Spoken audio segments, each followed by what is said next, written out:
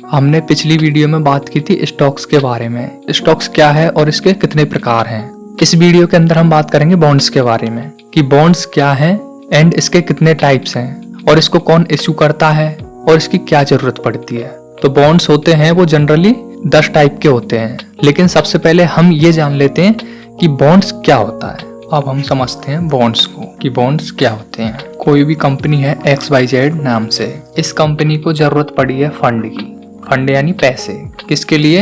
अपना बिजनेस है उसको ग्रो करने के लिए। उसको ग्रो करने के लिए इसको फंड की जरूरत पड़ रही है। अब वो फंड कहाँ से ले? तो उसके पास एक ऑप्शन है कि वो बैंक के पास जाए, ठीक है। सेकंड ऑप्शन है स्टॉक मार्केट में आ जाए, ठीक है। एक थर्ड ऑप्शन होता है कि वो अपना बॉन्ड इशू कर दे। अगर वो कंपनी बैंक से लोन लेती है तो उसको 12% 15% के आसपास उसको अपना इंटरेस्ट पे करना पड़ेगा।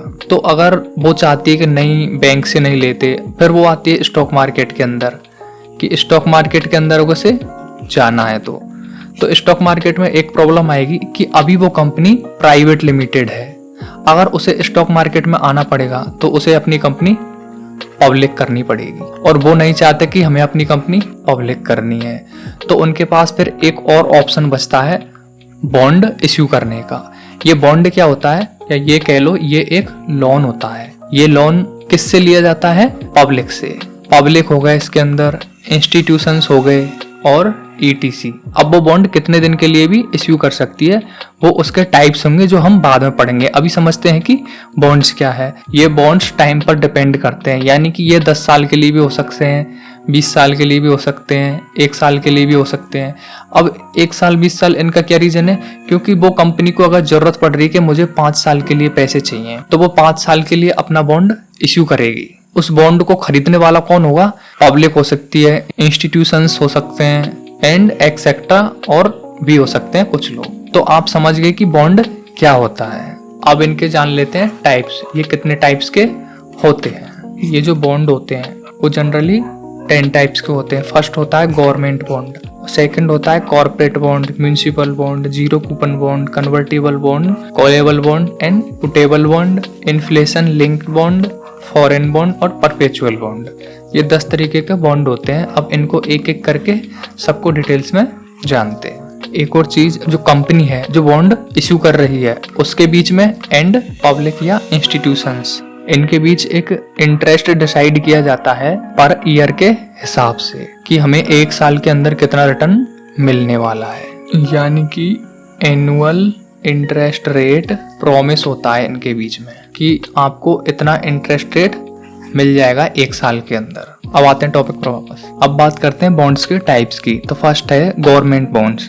गवर्नमेंट बॉन्ड्स वो बॉन्ड्स होते हैं, ये बॉन्ड्स गवर्नमेंट द्वारा इश्यू किए जाते हैं और इनमें रिस्क कम होता है क्योंकि गवर्नमेंट का डिफॉल्ट होने का चांस बहुत कम होता है। तो फर्स्ट है इसमें ट्रेजरी बॉन्ड, जिसको T बॉन्ड भी बोला जाता है। लॉन्ग टर्म बॉन्ड जो 10 से 30 साल तक के पीरियड के लिए इश्यू होते हैं उन्हें ट्रेजरी बॉन्ड या T बॉन्ड कहा जाता है। जो बॉन्ड 10 साल से 30 साल तक के लिए इश्यू किए जाते हैं उनको ट्रेजरी बॉन्ड कहते हैं। और treasury T notes medium term bond होते हैं जो 1 साल से 10 साल तक के पीरियड के लिए इश्यू होते हैं।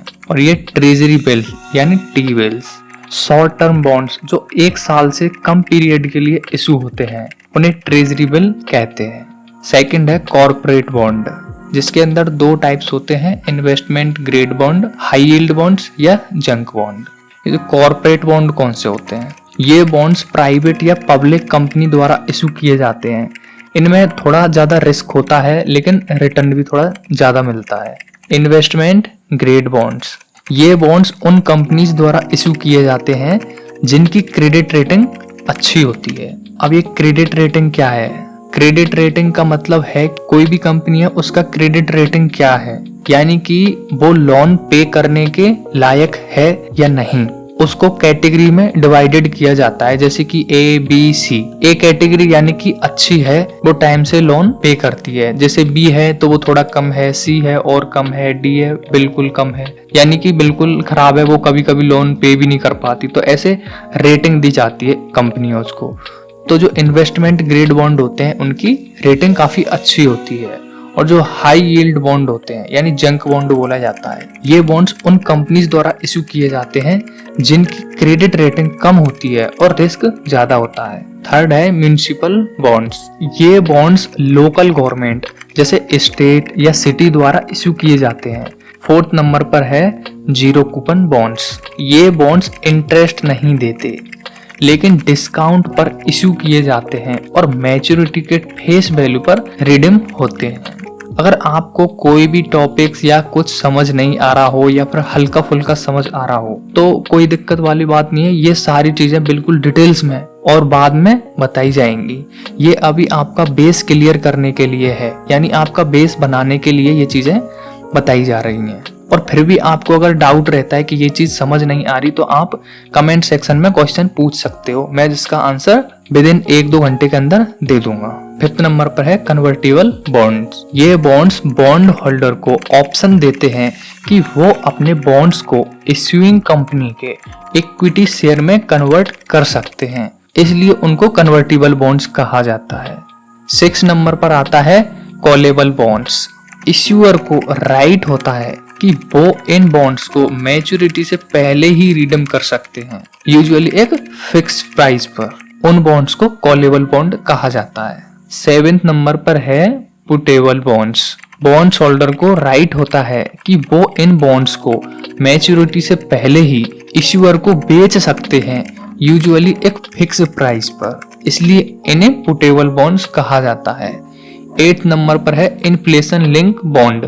इनका प्रिंसिपल वैल्यू और इंटरेस्ट पेमेंट इन्फ्लेशन रेट के साथ एडजस्ट होती है, जैसे कि ट्रेजरी इन्फ्लेशन प्रोटेक्टेड सिक्योरिटी। और 9th नंबर पर है फॉरेन बॉन्ड्स। ये बॉन्ड्स एक कंट्री की कंपनी या गवर्नमेंट द्वारा दूसरी कंट्री में इश्यू किए जाते हैं। और 10th नंबर पर है परपेचुअल बॉन्ड।